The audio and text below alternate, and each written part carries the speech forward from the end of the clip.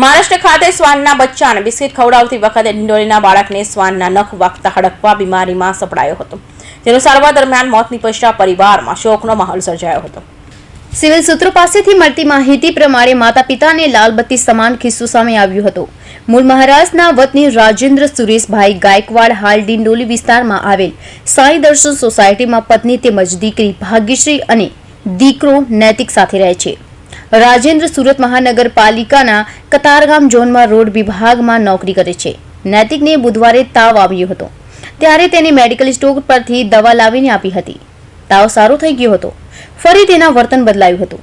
સારવાર માટે ખાનગી હોસ્પિટલ લઈ ગયા હતા, જ્યાં રિપોર્ટ કરાવ્યા હતા, પરંતુ રિપોર્ટમાં કંઈ આવ્યું નહીં।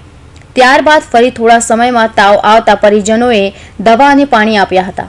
ત્યારબાદ પાણીથી ડરવા લાગ્યો હતો, જેથી તેને સારવાર માટે ખાનગી હોસ્પિટલ ખસેડવામાં આવ્યા હતા, જ્યાં ડોક્ટરે રેબિસ માટે શંકા જતા પરિવારજનોએ સિવિલ હોસ્પિટલ લઈ ગયા હતા, જ્યાં સારવાર દરમિયાન મોત નીપજ્યું હતું।